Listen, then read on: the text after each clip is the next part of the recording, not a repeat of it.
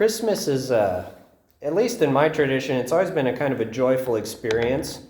I get to hang out with family and be around all sorts of good people. It's a time for break and vacation. But I know that's not everybody's experience. For some people, Christmas is a time of a lot of hurt, a lot of remembering of what's happened in the last year, maybe losses or struggles that have gone on, maybe because some people aren't with us anymore. The whole range of human emotion is deeply embedded in the story of the Scriptures. Anger, betrayal, jealousy, whatever, like all of that is so real, so deeply ingrained in every one of these stories. So from the first reading we have from the book of the prophet Isaiah, we're hearing about Ahaz, this king of Israel, that if at first glance, if you look at what he's saying, he sounds like a really pious guy. Because Isaiah is saying, ask a sign from the Lord, let it be whatever. And he says, I will not ask, I will not tempt the Lord.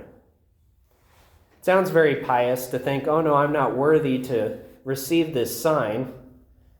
And maybe that would be true if Ahaz wasn't, quite frankly, a jerk. He was one of those that is spoken very poorly about in the books of Kings. It was around his reign that the northern tribes of Israel were taken off into exile by the Assyrians.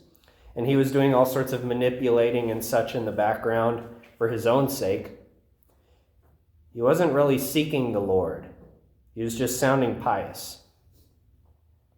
And for a prophet, that's a very frustrating thing, to deal with somebody who's just acting.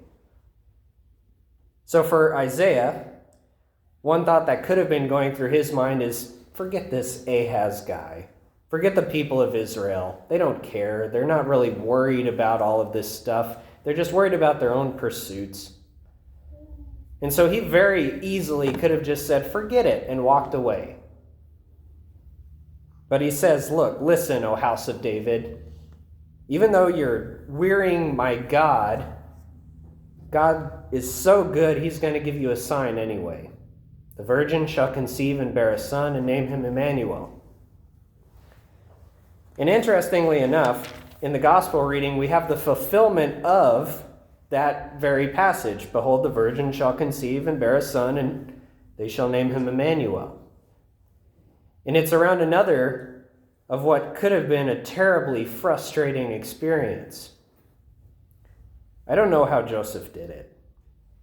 Because he's already betrothed to Mary. Before they live together, he finds out that she's with child. And he's not stupid. He knows that's not his child. Maybe Joseph's a better man than I am, but I could imagine the hurt, the jealousy, the frustration that could have welled up in him. That this was supposed to be his wife, and all of a sudden she has a child, and he knows it's not his. And yet, no matter what actually went on in his heart, his decision, because he was a righteous man, yet unwilling to expose her to shame, he decided to divorce her quietly. He could have put her on blast. He could have done all sorts of things that would have justified himself and said, look at this unfaithful woman. Look how hurt I've been. But out of his care for her, he didn't let whatever emotions might have been going on in him dictate what he was going to do. Because he cared about her, even if he was possibly hurt. Even though Isaiah was possibly frustrated at what was going on in the time that he was prophesying, he didn't walk away either. But he spoke a word of hope to the people of Israel and to Ahaz, even though he was frustrated. Christmas is a varying experience for all sorts of people. For some, it's joyous. For some, it might be difficult.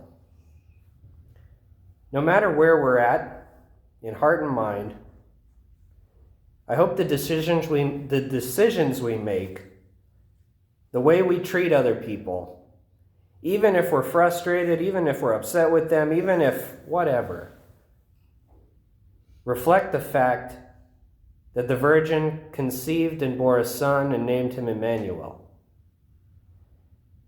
Because he didn't have to come. There's nothing in humanity that deserves Jesus coming. But he did it anyway, out of love. Just like Joseph didn't shame Mary out of love. Just like Isaiah prophesied to Ahaz out of love.